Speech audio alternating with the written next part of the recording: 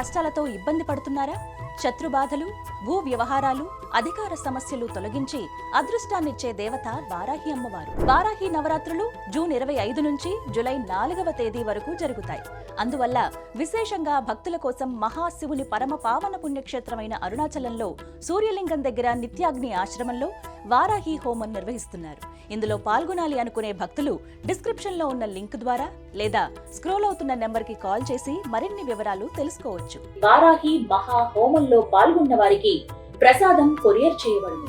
ఒక పసుపు కొమ్ము, హోమ బస్తం, పసుపు, అమ్మవారి కుంకుమ, డ్రై ఫ్రూట్స్, రక్షా కంకణాలు, అరుణాచల స్వామివారి విభూది పంపించబడును. ఆ పసుపు కొమ్మును బీరువాలో డబ్బులు పెట్టుకునే చోట పెడితే ధనాభివృద్ధి కలుగుతుంది. రక్షా కంకణాలు చేతికి ధరిస్తే ఆరోగ్య సమస్యల నుండి విముక్తి లభిస్తుంది. అమ్మవారి కుంకుమను ధరిస్తే సకల సమస్యల నుండి బయటపడవచ్చు. పాల్గొనాలి అనుకునే భక్తులు ఈ నెంబర్లను సంప్రదించండి. అరుణాచలంలో మహా వారాహి హోమంలో పాల్గొని మీ కష్టాలన్నీ తొలగించుకోగలరు. నమస్తే అమ్మ. నమస్తేనమ్మా. అమ్మ, నాకు ఒక డౌట్. ఎందుకు ఆషాఢ మాసంలోనే భారీ డిస్కౌంట్లు అన్ని ఎక్కడెక్కడి నుంచో ఊరు పడొస్తాయి, కేజీల కొద్ది చీరలు అమ్మేస్తుంటారు. రాబోయేది ఎలాగో శ్రావణ మాసం, మొత్తం పెళ్లిళ్ళ సీజన్, మొత్తం పండగల సీజన్ కాబట్టి మనం అంతా కూడా పొలం అని రెడీ అయిపోతా ఉంటాం. Why only Ashadham sale? నాకు తెలుసుకోవాలని ఉంది. తప్పకుండా. అంటే 2 రకాలుగా చెప్తాను. ఒకటి సరదాగా చెప్తాను, ఒకటి ఏంటంటే ఎందుకు పెడతారో రీజన్ కూడా చెప్తాను. అయితే ఈ ఆషాఢ మాసం మనకి మిగతా మాసాల్లో అందరూ అన్ని రకాల పూజల్లోని, వ్రతాలని, నోములని, దానాలని, మనకి మధ్య మధ్యలో కుంభమేళాలని, ఈ రకరకాల పుష్కరాలని, వీటిల్లో హడావుడి పడిపోయి ఉంటారు. మనకి షాపింగ్కి అంత టైం ఇవ్వము కదా. షాపింగ్ కి టైం ఇవ్వము, డబ్బులు కూడా వీటికి ఎక్కువ ఖర్చు పెడతాం తప్ప వీటికి ఎక్కువ ఖర్చు పెట్టలేము. బట్టలు కొనుక్కోవడానికి వాటికి అంతగా ఎక్కువ ఖర్చు పెట్టము. కానీ ఎక్కువగా ఆషాఢ మాసంలోనే అంటే బిజినెస్ చేసే వాళ్ళు ఆడవాళ్ళ పల్స్ ఎక్కువ పట్టుకుంటారు. అది వచ్చేది శ్రావణ మాసము, ఈ మిగతా ఆషాఢానికి ముందు వెనక మాసాల్లో ఇలా హడావుడిగా ఉంటారు వాళ్ళు. పూజలు పునస్కారాలు అని చెప్పి రకరకాలుగా బిజీగా ఉంటారు కాబట్టి, పెళ్ళిళ్ళు చేసి అలసిపోయి ఉంటారు కాబట్టి, ఇంకా షాపింగ్ల జోలికి రాలేరు కాబట్టి, ఇన్ని రకాలుగా వాళ్ళు ఆలోచించి ఏం చేశారు, పోన్లే ఆషాఢ వరకు వెయిట్ చేద్దాము, అప్పుడు మనం ఫీల్డ్లోకి వెళ్దామని చెప్పి మనకి బంపర్ ఆఫర్లు పెడుతుంటారు. కేజీ చీరలు 100 రూపాయలకి, కేజీ చీరలు 50 రూపాయలకి, ఇలా వాళ్ళ దాన్ని బట్టి 1+3 ఒకటి కొంటే 4 ఉచితము, ఇలా వాళ్ళ రేంజ్కి తగ్గట్టుగా వాళ్ళ బాగా మార్కెటింగ్ చేస్తారు. అయితే దీనిలో మరొక ఆంతర్యం ఏంటంటే, అసలు డిస్కౌంట్ అంటే ఏంటి? ఎందుకు వ్యాపారి నష్టానికి ఇస్తాడమ్మా? ఒక చీర కొంటే 4 చీరలు ఎందుకు ఇస్తాడు? ఒక చీర ఖరీదే అంటున్నప్పుడు దాంతో 4 చీరలు ఎందుకు ఇస్తాడు? ఎందుకు ఇస్తాడమ్మా? ఒక చీర రేటు 3 వేసి ఇచ్చేస్తాడు. అంటే కరెక్ట్. ఒక చీర ఖరీదు ఈ 4 మీద వేసేసి పెడతారు. మనము ఎంత తెలిసిన చదువుకున్న వాళ్ళైనా సరే, పలానా షాప్లో 1+4 అంట, వెళ్ళి తెచ్చుకుందాం పదండి అంటారు. లేదా కేజీ 4 ఇంతకే ఇస్తున్నాడు. కేజీ అంటే గట్టిగా మాట్లాడితే కేజీకి ఎన్ని చీరలు తూగుతాయినా? మహా అయితే 3-2 తూగుతాయి. దాన్ని ఎంత చెప్తాడు వాడు? 1500, 2000 చెప్తాడు. కేజీ 1500. అక్కడ ఎలా ఉంటుందంటే, సరదాకి చెప్తున్నాను, ఒక మూట కాయిన్స్ బరువా లేదంటే ఒక కేజీ దూది బరువా అంటే రెండు ఒకటే. కేజీ కాయిన్స్ అయినా కేజీ దూది అయినా ఒకటే. కానీ మనం ఏమంటాము, రెండిట్లో గబుక్కని చెప్పేటప్పుడు కాయిన్స్ బరువు అంటాము, అవునా? దూది కూడా తత్సమానమైన బరువు ఉంటుంది. మరి కేజీ అన్నయ్యాం కదా, అది అక్కడ ఆ కాన్సెప్ట్ మనం మిస్ అవుతున్నాం అనమాట. ఎగ్జాక్ట్లీ. ఇప్పుడు నేను కూడా పుస్తకం కాయిన్స్ అనేదాన్ని అనలేదు అమ్మయ్య, ముందే చెప్పేశాను అందుకే. అయితే 2 ఒకటే బరువు ఉంటాయి తల్లి. అలాగే ఇక్కడ వీళ్ళు మనకి ఎక్కువ టెంప్ట్ చేస్తారు బిజినెస్ వాళ్ళు. ఈ సమయాన్ని, ఖాళీ సమయాన్ని ఎక్కువగా ఆడీ సేల్స్ అంటారు, ఆషాఢ మాసాన్ని దీనికి ఉపయోగించుకుంటారు వ్యాపార పరంగా. అది వాళ్ళ బిజినెస్ ని ప్రమోట్ చేసుకోవడం కోసం ఒక అంశం అయితే, దీనిలో మనకి 1+4, 1+2, 1+1 ఎందుకు ఇస్తారు అంటే, అక్కడ ప్రోడక్ట్ ఎక్కువైపోయి బయట జనాల్లోకి వెళ్ళాలి. మ్యానుఫ్యాక్చరింగ్ ఎక్కువైపోయింది, మరి బయట స్టాక్ ఓవర్ స్టాక్ అయిపోతుంది, అది డ్యామేజ్ స్టాక్ అవుతుంది. ఈ డ్యామేజ్ అన్ని వాళ్ళు ఏం చేస్తారంటే ఈ ప్లస్ల్లో పెట్టేసి, కేజీల్లో పెట్టేసి బయటకు వదిలేస్తారు. ఇది వాళ్ళ వ్యాపార పరంగా ఈ మాసం చాలా కలిసి వచ్చిన మాసం అనమాట. అయితే మనం ఏం చేస్తామంటే, సరే వీటికి అట్రాక్ట్ అవుతాము, అట్రాక్ట్ అవ్వడముతో ఒక విషయం అయితే, మనకి ముందు రాబోయేది అంటే ముందు వెనక కదా మనకి. ఇప్పుడు ఆషాఢ మాసానికి ముందు శ్రావణ మాసము, భాద్రపద మాసము, ఇట్లాగా మనకి పండగల సీజన్ వస్తుంది. ఈ వివాహ సమయాలు, గృహప్రవేశ సమయాలు ఇలాంటివి వస్తాయి కాబట్టి ఈ డిస్కౌంట్లలో వ్యాపారస్తులు చాలా తెలివైన వాళ్ళు. ఈ మనం కూడా అంతకన్నా ఎక్కువ తెలివైన వాళ్ళం. మనం మంచి బట్టలు మనం కొనేసుకుని ఈ డిస్కౌంట్ లో వచ్చినవి ఈ రెండో రకం ఇందాక చెప్పినట్టుగా మడతలు పెట్టేసేసి పెట్టుడు బట్టల్లో దోసేయించేవి, మంచి మంచివి అత్తగారులకి ఇచ్చేవి, ఆడపడుచులకి ఇచ్చేవి మంచివి ఇచ్చేసి మిగతా జనాలు పెట్టినట్టు ఉండాలి, పెట్టుడు బట్టల్లో ఈ డిస్కౌంట్లు వెళ్ళిపోవాలన్నమాట. అంతేగాని మరి ఖరీదైన బట్టలు పెట్టరు కదా. అందుకోసము ఈ కేజీ చీరలు 1+4 చీరలు ఉపయోగపడతాయి షాపింగ్ చేసుకోవడానికి.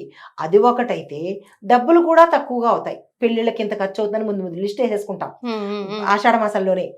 దీనికి ఇంత ఖర్చు, లేదంటే దీనికి ఇంత ఖర్చు, పెళ్లి వాళ్ళకి ఇంత పెట్టాలి, ఎంగేజ్మెంట్కి ఇంత పెట్టాలి, ఇలా ఖర్చులు వేసుకుని ఆ ఖర్చుల్లో లాస్ట్ భాగంగా ఈ సేల్స్ అన్నమాట, ఈ డిస్కౌంట్ సేల్స్కి చీరలకి కేటాయిస్తాం. మనం కొనుక్కునే చీరలకి ఆల్రెడీ అయిపోతాయి షాపింగ్లు. ఈ పెట్టుడు చీరల దగ్గరికి వచ్చేటప్పటికి ఈ డిస్కౌంట్ ఇవి తోసేస్తుంటారు అనమాట ప్యాకెట్లలో పెట్టేసి. అయితే అది ఒకటి. తర్వాత శ్రావణ మాసం దగ్గరికి వచ్చేటప్పటికి, ఇది సరదాగా చెప్పాను, శ్రావణ మాసం దగ్గరికి వచ్చేటప్పటికి మనం పనులలో చాలా బిజీ అయిపోతాము. వ్రతాలు, నోములు పట్టించడము, కొత్త కోడలు ఇళ్ళకి రావటము, మళ్ళీ బంధువులందరూ ఇళ్ళకి రావడము, ఇలాంటివన్నీ జరుగుతాయి. కాబట్టి ఆ సమయంలో మనం వెళ్ళి షాపింగ్ చేసే అవకాశం ఉండదు. కాబట్టి ఆషాఢ మాసంలోనే మనం అన్నీ కొనేసుకోవడము, అప్పుడు ఫ్రీ అయిపోతాము. ఈ షాపింగ్ల కోసం కేటాయించిన సమయాన్ని మనం ఇంకో పని మీద పెట్టుకోవడానికి అవకాశం ఉంటుందన్నమాట. దాంతోపాటుగా ముందే మనము ఈ బట్టలన్నీ కొనిపెట్టేసుకుంటే మనకి కొంత సమయం ఉంటుంది. దీంతో పాటుగా మనకుండే ఆలోచనని సక్రమంగా ఏ పని మీద పెట్టాలో ఆ పని మీద పెట్టడానికి వీలవుతుంది అనమాట. ఈ ఆషాఢ మాసంలో ఇన్ని విశిష్టతలు ఉంటాయన్నమాట. అయితే కొనాలి, కొనకూడదని కాదు, తెలివిగా కొనాలి, తెలివిగా కొనుక్కోవాలి. అవసరం మేరకు. పెడుతున్నారు కదా అని చెప్పి ఎగబడి కొనేయకుండా మనకి ఎంత కావాలో అంతే కొనుక్కోవచ్చు.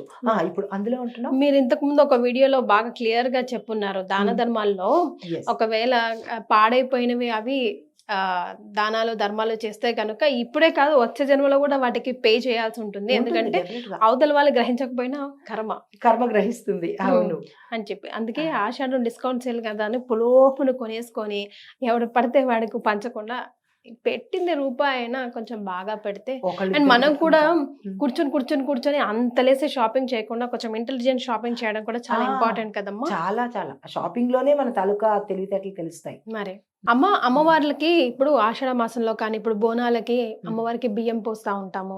ఇట్లాగా శ్రావణ మాసంలో అయినా అమ్మవారికి చీర కట్టిస్తూ ఉంటాం.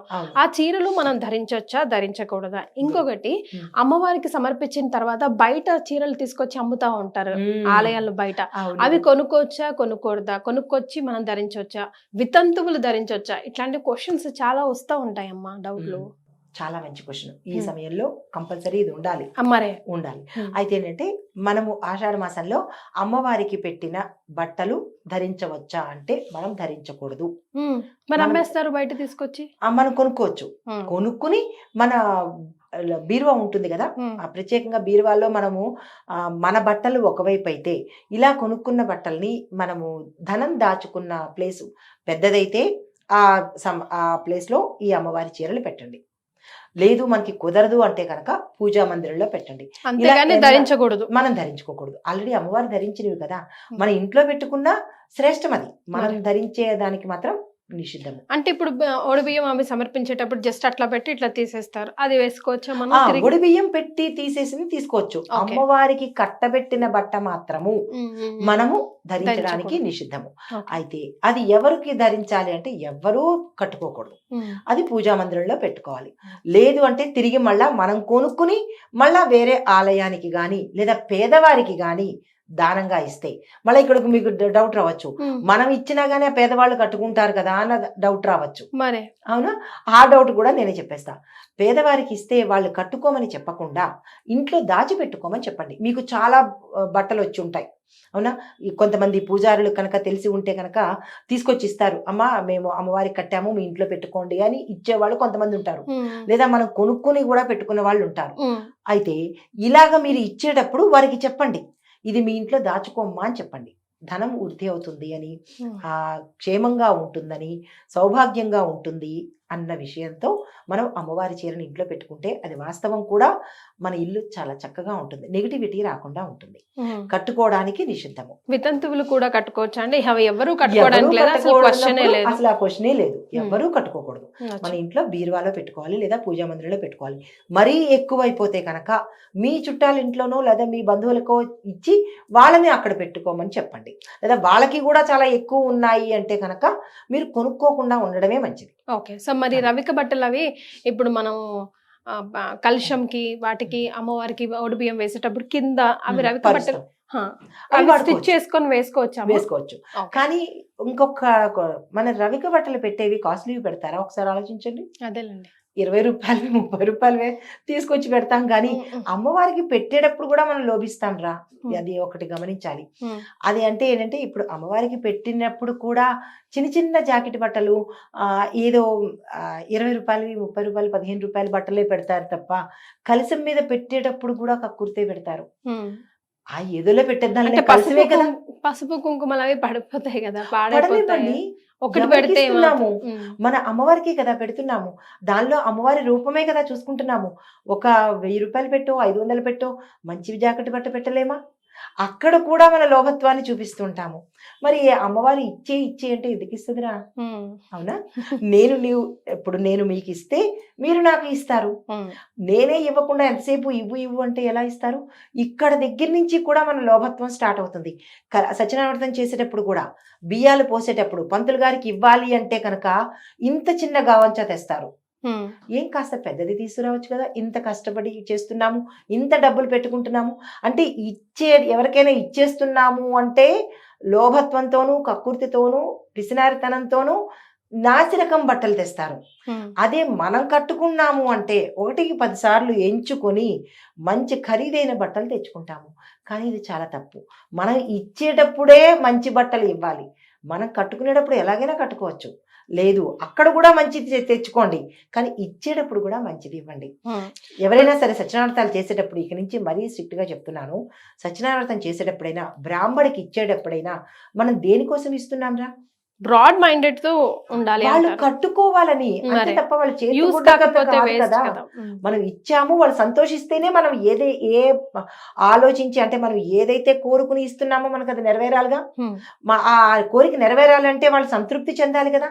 వాళ్ళు సంతృప్తి చెందితేనే కదా మన కోరిక తీరుతుంది. అంతే, మనం ఇచ్చేసినంత మాత్రాన కోరిక తీరదు. మనం ఏ ఆశయంతో ఇస్తామో ఆ ఆశయం నెరవేరాలంటే ఇచ్చేది కూడా మంచిదిగా ఉండాలి. ముఖ్యంగా పసుపు కుంకుమల సీజన్ ఇది కాబట్టి పసుపు కుంకుమలు ఇచ్చేటప్పుడు ఈ మధ్య కాలంలో ఏదో ఒక వస్తువు ఇవ్వడం, రవిక బట్టో శారీయో లేకపోతే ఏదో ఒక వస్తువు ఇవ్వడం ట్రెండింగ్ గా మారిపోయింది. అందులో ఏ వస్తువులు ఇవ్వచ్చు ఇవ్వకూడదు అంటే ఈ ప్రశ్న ఎందుకు వచ్చిందంటే ప్లాస్టిక్ అస్సలు ఇవ్వకూడదని, వీలైతే గ్లాస్ లేదంటే రాగికి సంబంధించిన వస్తువులు ఇవ్వచ్చు అని చెప్తా ఉన్నారు. సో ఒకసారి తప్పకుండా ఈ పసుపు కుంకుమలు ఇచ్చేటప్పుడు కూడా గమనించారో లేదో, ఎక్కడో రూపాయి ప్యాకెట్లు అమ్ముతుంటారు పూజా స్టోర్స్ లో, ఇంత చిన్న చిన్నవి. ఆ పసుపు తీసి చేతిలో వేసుకొని ఉపయోగించుకోవడానికే కదా, మళ్ళా తిరిగి మనం ఉపయోగించుకోవడం కోసం ఇస్తున్నామా లేకపోతే సోషల్ మీడియాలో పెట్టుకోవడం కోసం ఇస్తున్నామా? మరి ఇచ్చిన వాళ్ళు ఉపయోగించుకోవడం కోసం మనం తాంబూలం ఇస్తాము. మీరు ఇచ్చే ఇంత చిన్న చిన్న మన వేలు కూడా పట్టదా పాకెట్ లో తీయడానికి. మరి అందులో ఏ మాత్రం పసుపు కుంకుమ ఉంటుంది? ఇచ్చేటప్పుడు పిసినారితనం పడద్దు, చక్కగా పొట్లాలు కట్టండి. పాత పద్ధతిలో చక్కగా ఇంతంత పసుపు ఇంత కుంకుమ వేసి పొట్లం కట్టి ఇచ్చేవారు. ఒక పళ్ళెల్లో తమలపాకు, 2 పువ్వులు, 2 పళ్ళు పెట్టండి. ఒక పండు ఎప్పుడూ ఇవ్వకూడదు. 2 పళ్ళు పెట్టండి. స్తోమత లేదు 2 కిస్మిస్ పళ్ళు ఉంటాయి, ఎందుకంటే అంత గర్భదరిద్రంతో ఉన్నారేమో చెప్పలేము. ఇచ్చేందుకు చేతులు లాగుతుంటే 2 కిస్మిస్లు పట్టండి. 2 ఎందుకు పెడతాము అంటే కనుక నేను చాలా సీరియస్ గా చెప్తున్నాను, చాలా మంది గృహిణులు చేసే తప్పు ఏంటంటే ఒక్కొక్కటి పెడతారు. అంటే దంపతులు 2 అనేది దంపతులు ద్వయము, మనం ఇచ్చే ముత్తైదుకి ఇస్తున్నాంగా. ముత్తైదు అంటే ఏంటి? దంపతులేగా, పార్వతీ పరమేశ్వరులేనే అనుకుని ఇస్తున్నాంగా. అంతేగాని రామారావు గారు సీతమ్మ గారు అని ఇవ్వట్లేదు కదా మనం. పార్వతీ పరమేశ్వరులు అన్న ఉద్దేశంతోనే మనం తాంబూలం ఇస్తున్నాము. ఆ తాంబూలం ఇచ్చేటప్పుడు పరిపూర్ణమైన తాంబూలం ఇవ్వాలి. 2 తమలపాకులు, 2 3 తమలపాకులు, 2 పళ్ళు, 2 పువ్వులు, దక్షిణ లేకుండా తాంబూలాలు ఇస్తారు. ఆ పళ్ళు కూడా గమనించారో లేదో, ఎక్కడో సొట్టపడిపోయినవో, మచ్చలు పడినవో, పుచ్చిపోయిన పళ్ళు, అరటి పళ్ళు అయితే ఇంక చెప్పక్కర్లేదు, ఒడిలిపోయిన పండు, మచ్చలు వచ్చిన పళ్ళు ఇస్తారు. అలా ఇవ్వకూడదు. మనం ఏది ఇస్తామో తిరిగి అదే వస్తుందన్న గమనిక స్పృహలో పెట్టుకోవాలి. తర్వాత దక్షిణ లేకుండా ఇవ్వకూడదు. 1 రూపాయి అయినా దక్షిణ పెట్టాలి, లేకపోతే మనం ఇచ్చిన తాంబూలం నిష్ఫలం అవుతుంది. మనం ఇచ్చే ఆకులు కూడా ఒడిలిపోయో ఉండే ఆకులు ఇవ్వద్దు. ఏది ఇచ్చినా శుభ్రమైనది ఇవ్వాలన్నమాట. పరిపూర్ణమైన తాంబూలం ఇవ్వాలి. దానిలో 2 వక్కలు పెట్టాలి, వక్క పొడి పొట్లం కాదు. 2 వక్కలు పెట్టాలి. రాహు కేతువులు అంటారు నవగ్రహాల్లో, ఆ 2 చాలా ఇంపార్టెంట్. 1 వక్క ఎప్పుడూ పెట్టద్దు. ఓకే. 1 తాంబూలంలో ఉండవలసినది 3 తమలపాకులు, 2 అరటిపళ్ళు, పసుపు కుంకుమ ప్యాకెట్, పువ్వులు, దీంతో పాటు దక్షిణ, వక్కలు. వక్క పొడి కాదు, వక్క పొడి ప్యాకెట్ తీసుకొచ్చి పెట్టేస్తుంటారు, వక్క పొడి కాదు. ఇది పరిపూర్ణమైన తాంబూలం. ఇంకా మీరు పెట్టాలి అని అనుకుంటే కనుక శుభ్రమైన జాకెట్ బట్ట పెట్టండి. అంటే ఆ ముత్తైదువు కుట్టించుకుని సుఖపడితే ఆ జాకెట్ గుడ్డ ఆ తల్లి ఒంటి మీద ఎన్నాళ్ళు ఉంటుందో, ఈ జీర్ణమైపోయే వరకు, అంటే చిరిగిపోయే వరకు కూడా అది వేసుకున్నప్పుడల్లా గుర్తు ఉంటుంది కదా. ఆ తల్లి వేసుకున్నప్పుడు ఆ సంతోషిస్తుంది కదా, అంతవరకు మనకి హాయిగా ఉంటుంది. అంత పుణ్యఫలం వస్తుంది అనమాట. ఏదో ఇచ్చేసాము అయిపోయింది, 4 ఫోటోలు తీయండి అని చెప్పి సోషల్ మీడియాలో పెట్టడం కాదు. మనం ఇచ్చేది భగవంతుడి మీడియా చూడాలి కానీ సోషల్ మీడియా కోసం కాదు. ఇలాంటి పరిపూర్ణమైన తాంబూలం ఇచ్చినట్టయితే కనుక తప్పకుండా ఫలితం ఉంటుంది. ఒక్కరికే ఇవ్వండి, సంపూర్ణంగా ఉంటుంది. ఇంకా వస్తువుల దగ్గరికి వచ్చేటప్పటికి చాలా మంది ఇనప వస్తువులు పెడుతుంటారు. ఇనప బాక్స్, లేదంటే స్టీల్ అట్లా పెడుతున్నాం కదా, మేకప్ కిట్ లాంటివి. స్టీల్ పెట్టకూడదు నాన్న, స్టీల్ స్టీల్ అసలు పెట్టకూడదు. ఇనుముకు సంబంధించింది. ప్లాస్టిక్ పెట్టద్దు, ప్లాస్టిక్ అసలు వాడద్దు, ప్లాస్టిక్ పెట్టద్దు. మీకు శక్తి ఉంటే చిన్నది రాగిది కానీ ఇత్తడిది కానీ, ఇంత హంగామా చేసుకుంటూ ఇంత చిన్న రాగి పాత్ర లేదంటే ఇంత చిన్న ఇత్తడి పాత్ర పెట్టడంలో లోపం ఏముంటుంది? ఇత్తడి రాగి పెట్టచ్చు. స్తోమత ఉన్న వాళ్ళు గ్లాస్ ఐటెం కూడా పెట్టుకోవచ్చు, పింగాణి ఐటెం పెట్టుకోవచ్చు, తర్వాత సిరమిక్ పెట్టుకోవచ్చు. అయితే ఇంకా స్తోమత ఉన్న వాళ్ళు వెండిదైనా పెట్టుకోవచ్చు. వెండి వక్కలు, లేదా వెండి చంద్రుడు, వెండి సూర్యుడు, ఇలా మీ స్తోమతకు తగ్గట్టు వెండివి కూడా ఇవ్వచ్చు అనమాట. ఇలాంటివి ఇస్తే ఏం లేదు, మనం చేసేదే మనకి తిరిగి వస్తుంది అనమాట. తాంబూలం అంటే ఇంత పరిపూర్ణంగా ఇవ్వాలి. ఇనుము డబ్బాలు ఇస్తున్నారు అంటే రిటర్న్ గిఫ్ట్స్ అన్నట్టుగా అది తీసుకోకూడదు, ఇవ్వకూడదు. Okay, right. సో ఆషాఢం సేల్స్ దగ్గర నుంచి అసలు ఆషాఢంలో మనం చేయాల్సిన దాన ధర్మాలు, మనం ఇచ్చే తాంబూలం కూడా ఏ విధంగా ఉండాలి, అన్ని విషయాలు కూడా పరిపూర్ణంగా తెలుసుకున్నాం. ధన్యవాదాలమ్మా. నమస్తే.